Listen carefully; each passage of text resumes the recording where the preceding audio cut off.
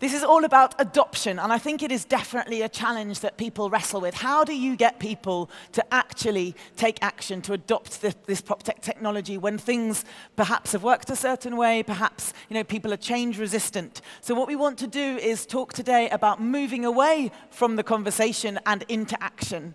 And I would love it if we can keep it super practical with some real-world examples that people can really go, oh, I could use that in my company, in my business, with my colleagues. So let's start by really looking at, what is AI, what is PropTech, what does it do, what do people think they want versus what they really want or need? So from your perspective, Oliver, we'll begin here. You hear in your advisory role, we want AI, give us AI solutions. But, when people say that within Saudi real estate, within this specific industry, what do you think they really mean? Thanks, Miriam, and salam alaikum. Good afternoon, everybody. It's really interesting. Obviously, for the last few years, we've had the likes of large language models, including ChatGPT, Grok, and numerous applications where you can ask a question and you get an almost instantaneous answer. Yeah. Now, people have had that insight, and it's really interesting. From the clients that we work with, we get clients who do come to us. We've actually got an AI institute, and we're going out and we're actually sitting with key clients to work through, well, what are their problems? Yeah. We have a framework to understand how actually can we be very selective in terms of the implementation cases for AI, because firstly, there's quite a large cost in terms of transformation of usually legacy technology solutions. Yeah. They may need upgrading.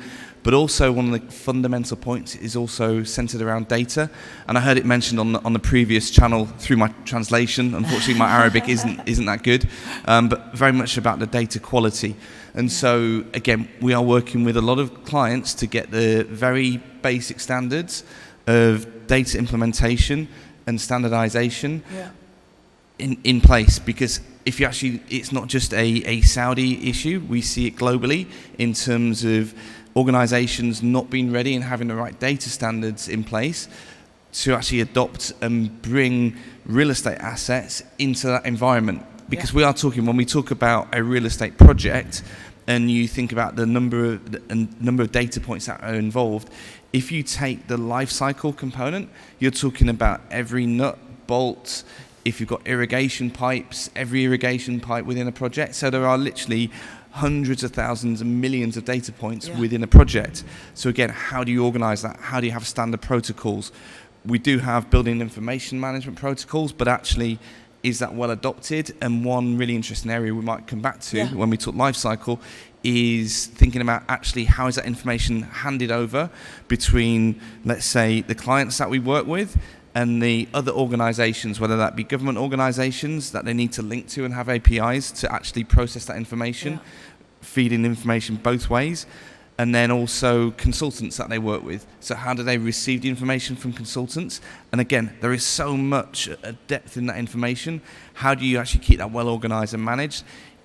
Ultimately, we're humans. We've got to find out information that we can process. So we need to think, look, how do we use those AI use cases to actually help us make sense of that information? Absolutely, because I think there is a gap, isn't there, often between people going, oh, technology, AI, let's grab this as a solution. We need it now, without necessarily knowing exactly what it is that it's going to do for them. And Talal, I imagine within your business development role, you must see this all the time, this gap between what people think they want and the things that actually would make a bigger difference to them. So could you just speak to that for us? Yeah, sure. It'll come on when you speak, yeah. Oh, it's about, Can we have Talal on? Hello? Yeah, perfect. Yeah, assalamu alaikum. Salam alaikum.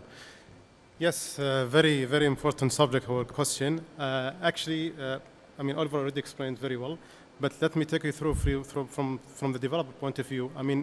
Usually we see the AI term a lot from the top management to all the department section in the company that we want to use AI. Yes. You want to use AI. I believe people think it's more of like a progress. Okay. But they don't know what it actually is what is used for and how it's practically been used. I believe the gap is between the AI itself and how it's practically is being used. It's not just like a tool where you just like plug it and play. It's about how you enabling these technology in all the segment of the real estate supply chain in the real estate companies. Yes. Yeah. And is there a particular use case within Al Saidan where you've seen it work really well at implementation level rather than just, oh, we've got to do this because it's the next new thing? Exactly. I mean, listen, we have different real estate supply chain, starting from the land to design phase to construction to sales and leasing. Then after that, the facility management. We're trying to apply different PropTech in all the real estate change. Yeah. However, we're still facing some some challenging and adopting from both from the employer side and from the customer and the consumer behavior side. So. Yeah. So you mentioned the supply chain, which is a great link into kind of where we can really dig into this conversation. Was there a place, Talal, where you started with the digitization, with the implementation of PropTech? Was there an obvious part of the supply chain within the organization that it was like, yeah, this is where this is going to make a big difference? Okay. As you know, each PropTech company want to apply technology to make the real estate product more efficient and smarter. And so basically, from developer point of view, we have actually, through all the supply chain of the real estate, there is two areas which we believe it's the digitizing is seeing the result. Yeah. The first one is the sales and marketing. Okay. This is the first step because the benefit is immediate and visual. So for example, using virtual tools, 3D modeling, CRM system, where this will reduce the cycle of the sales and leasing. Yeah. Another thing is, for example, the using booking online and reservation that reduce the human friction and better consumer awareness. So I believe the sales and marketing is the first step, which is a good witness in the digitizing. The second one, which we witness in our company, that's the project and construction management.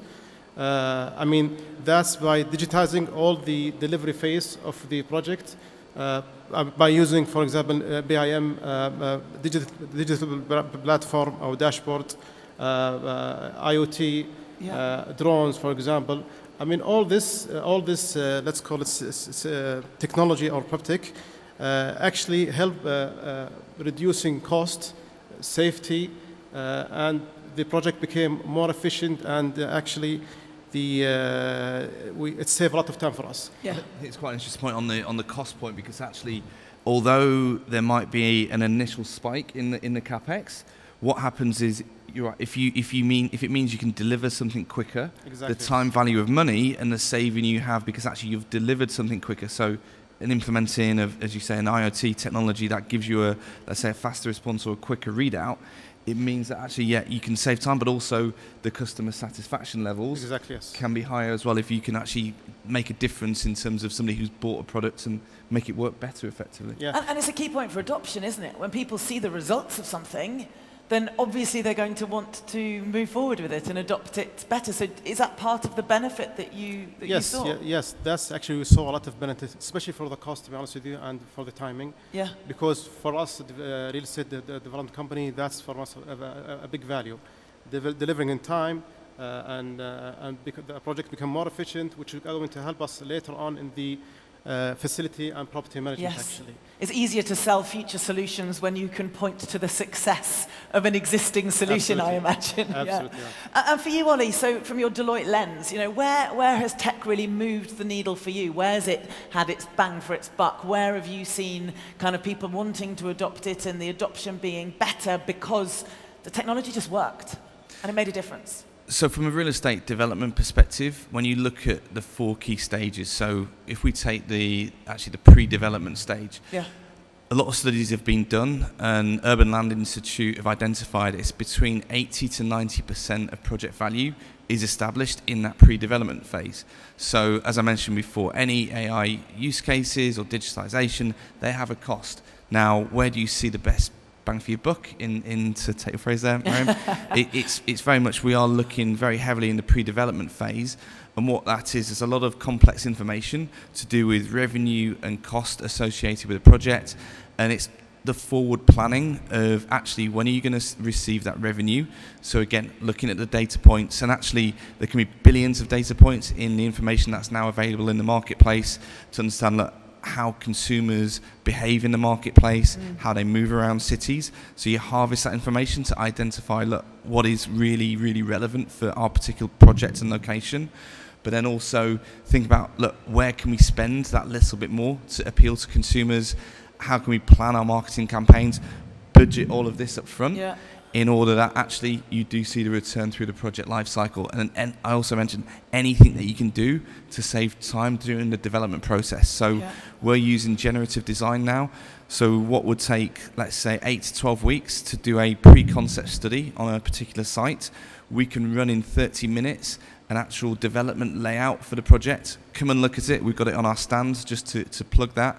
And so from that perspective, you can actually extract computer-aided design file in that format and move forward rapidly into a process, the master planning process, which again would be taking another 16 weeks. So effectively we're condensing that time frame and that time to market. With there's been so much competition out there, so much competing supply, it allows you to differentiate, bring projects through that are quality but also configured in a considered manner that face the market, and that's how you generate that 80 to 90% value within your project. I think it's a really interesting point about differentiation, because I think that's what we're all trying to do, isn't it? Find those unique selling points, those unique factors that help to differentiate. And you talk about this pre-development phase, and Talal, I see you nodding along to that, and some people listening to our conversation. So is that also something, just to kind of find out from your Al Zaydan perspective, is it very much there that, you know, the pre-development phase is also somewhere that there's a lot of value? I mean, honestly, the pre-development actually phases, which consists of the what you call it the phase of the land itself and all the visibilities and plus the what you call it the design phase. Yes. This is, I think, the most that's more active area where you can see the technology is enhancing a lot and support helping us. Of course, with the helping from the government program that's enabling the private sector or developer for using the data and how it smoothly can help us to make the decision much quicker. Yes. The design phase itself, we can see right now actually a lot of design company, they have lot of beautiful ideas. And the design itself, how they can make a saving from the construction itself and the operation. So actually, I agree with all of that's from the pre-development to construction, thing is doing very well. However, I believe we still have an issue regarding the facility and property management. Yeah, let's talk about that, because obviously it's not really been a thing in the kingdom, has it? So you see it as a problem. Tell us about that, Talal. From what we witness, yes, we deliver very nice projects in time with all the numbers. However, once we deliver the project, especially let's call it from small to medium portfolio, we found difficulty in applying the PropTech technology, and the reason is sometimes it's from the end user themselves, because they find difficulty to adapting to technology. So, for example, people, let's say, end users still using phone calls rather than using like a portal digital. Yes. They're using, for example, payment method like traditional method rather than online methods. So we still actually struggling in that they think that the cost and the benefit of the PropTech it's more for them. So that's why I believe this is need more of like enhancement actually. And the reason is that you're not just dealing from the developer side and from the vendor, because you are dealing with the end user. So always the end user, if you don't have this, let's call it knowledge, and he recap all the technology and all that, you'll find difficulty to adapt all this technology. And I think that's a critical point, isn't it? Because adoption comes when people feel comfortable with the tools that you're offering them. And we talk about B2B adoption, but you're right, there has to be a consideration of the B2C adoption. Exactly. And making sure that technology isn't something that people are resistant to, or that they just don't feel like they have accessibility for, or, you know, we might be looking at demographics or, you know, tools that they feel comfortable with. So I think it's a critical thing to keep in mind. And Ollie, you were just going to jump in there. Yeah, I think in terms of, you know, we've got to consider life cycle. So, you know, upfront and the pre-development is very much revenue and where you create the value in a project, whereas the most significant cost is that life cycle, and it's the FM and it's the actual asset management to control that. Now, we've seen an absolute revolution in the kingdom in terms of we've now got Google Private Cloud available, we've got AWS, we've got Oracle, all the large cloud providers providing data residency in the kingdom, so that actually you can then go out and adopt. You know, I've seen, we've got the Yardi stand out there, we work with Tariga, there's a lot of different providers, Maximo, both under IBM, who are now making the solutions available to hold that information. So we've got the infrastructure in terms of the cloud is here to hold the data. We've now got the vendors and the software vendors, and as Deloitte, we're working with clients to actually implement those solutions here within the kingdom. Go back 5 years, that wasn't happening full stop. Yeah, interesting. So what would you say is really helping adoption? I think, Talal, you just referenced sort of government initiatives and support, and obviously Vision 2030 is, you know, this once-in-a-generation shift. But are there some things you can point to, Talal, that are really supporting the adoption of PropTech solutions? I mean, honestly, I've been in the market for 15 years for in real estate development. You cannot imagine what was the market like 6 or 7 years ago in terms of regulations. With the vision, where the initiative, all the Saudi program, you know, like BIF and the Quality of Lives and the Ministry of Housing projects, all this thing, actually it supports a lot of many sectors in the kingdom. For example, for us as a real estate developers, Riga actually has initiated a lot of actually program. The off-plan sale, the brokerage, which is FAL, the auction market, the Mulak, which is actually dealing with the property management, Itmam, which is actually helping the private, the real estate developer. We have also from Ministry of Housing, you have Baladi, and you have also from Ministry of Interior, you have Nafat. All this integration had helped us a lot in real estate. And I believe, as we in Saudi Arabia, there is a big room for big PropTech company to come to the Saudi to develop their ideas actually, because the ground itself is supporting, the government actually is supporting. However, yes, there is always. I love your however. It's very gentle. We still because this is like a new initiative program from the government.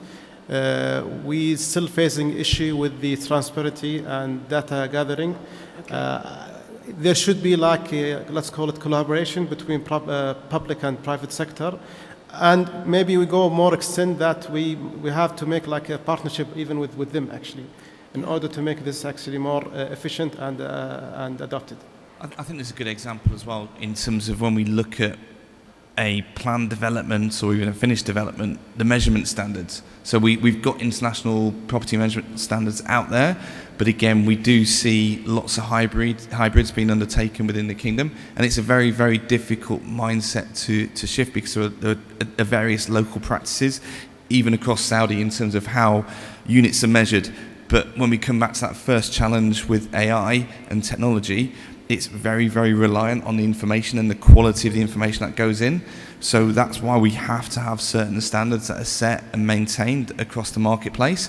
So everybody's consistent in terms of when we're talking an area, if we're talking an apartment that's 150 square meters, it definitely is an apartment that is 150 square meters. Yeah. Anything else from your perspective, Oliver? I know that you've seen a lot of these positive shifts and alignments. I love that word as well. But anything else you want to see more of? You want to see some levers pulled that will be good enablers for adoption? I think one of the really exciting areas is the tokenization. And again, on the previous panel, there was a bit of discussion around that. But it's not just, again, Saudi can actually be a leader in this place because it's emerging. CMA already has regulations. Riga is already looking at sandbox sandbox and ways to actually test this out. But I think it's that next step forward in terms of, look, if you think about all of the projects being launched by 2030, there's $1 trillion of real estate that's actually in the pipeline. So we've got to think about, we've got a whole different generation who are buyers and who are end users of this product.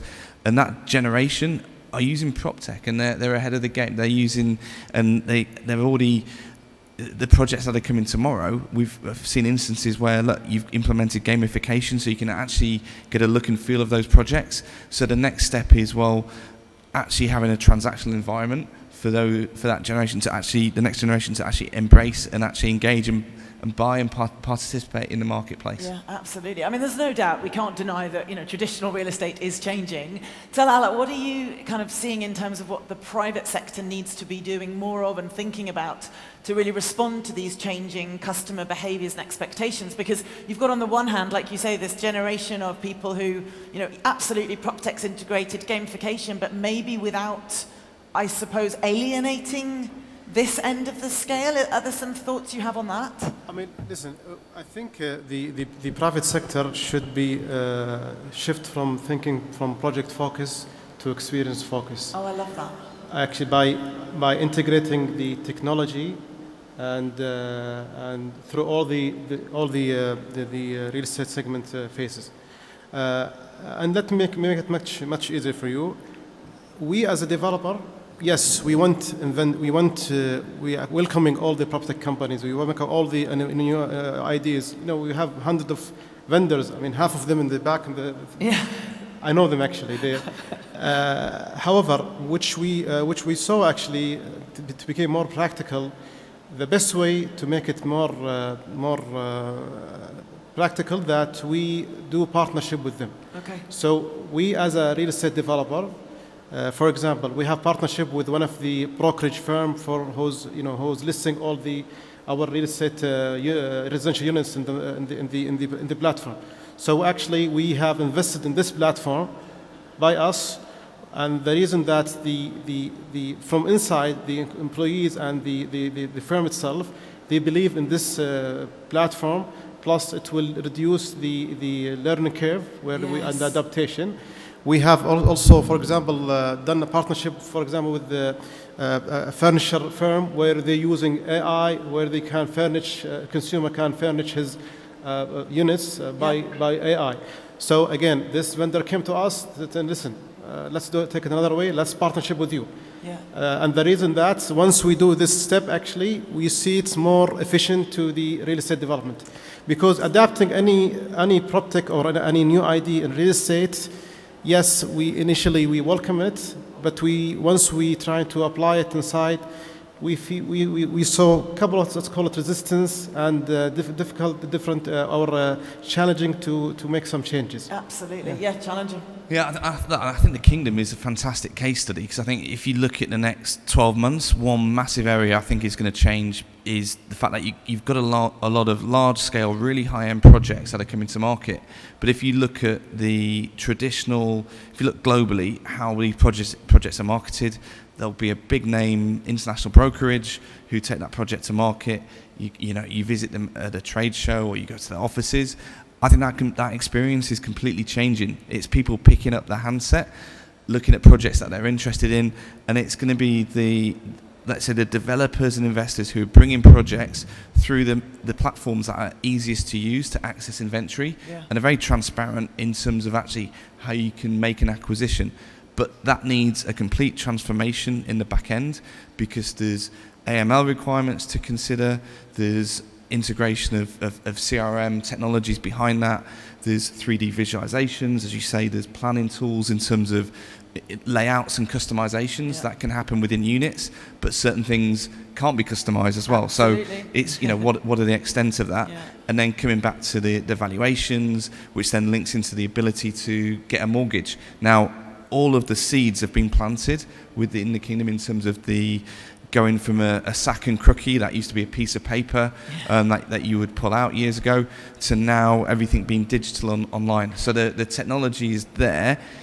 It's a case of, look, I think we're actually going to see a lot of innovation, and it's everybody out here who is participating in that innovation and the traditional way of doing things, I think will definitely change. And it's going to happen in this next 12-month period as well. So I think quite exciting times to be in this market. I mean, that was a really strong closing statement, because I was about to come to you for some closing words. Do you want to just kind of add anything to that? Is it, what should we be looking at specific tools? Should we be looking at mindset? Should we be looking at, different innovations? What is it that you think is going to make the next decade super successful with the adoption of PropTech? I'll defer to Talal. I think Talal's made the strongest statement, to be honest, in terms of partnerships. And it's working together between all the stakeholders, so government, working very closely with private sector, and that's where we are seeing those results. Yeah. Talal, from your perspective? Changes, actually. Changes? Yes, actually, what I saw is from the change from the environment of the company. So I try to emphasize the culture of the company, that we have to do some changes. So I lead by example. So for example, me myself, I use platform to track my projects, all this thing. I keep telling the employee, the team and the company that this technology is important. It's because it's going to help us, not to replace them, actually. But again, we are committed to lead changes and the integration and using of technology and building new cities and also collaborating with the public and private sector. Our goal actually is to make the Vision 2030 is a reality by investing in people and innovation, actually. I love that. Lead by example, investing in people, innovation. This is a great opportunity. We need to grasp it. These have been fabulous insights. I could have chatted for ages, but we need to wrap up. Please do stick around. If anybody wants to hear a little bit more about what the Al Saidan real estate company is doing, then Talal is a fantastic person to share some thoughts on that. And as Oliver said, Deloitte also do have a stand. I know they've got some really interesting tools and technologies that they've been developing to help all of these areas of the supply chain to become more successful and more future-proofed. So please take this opportunity. These are very, very bright minds I have on stage with me. Thank you very much, Oliver, Talal. A massive round of applause, please. Thank you. That was absolutely awesome.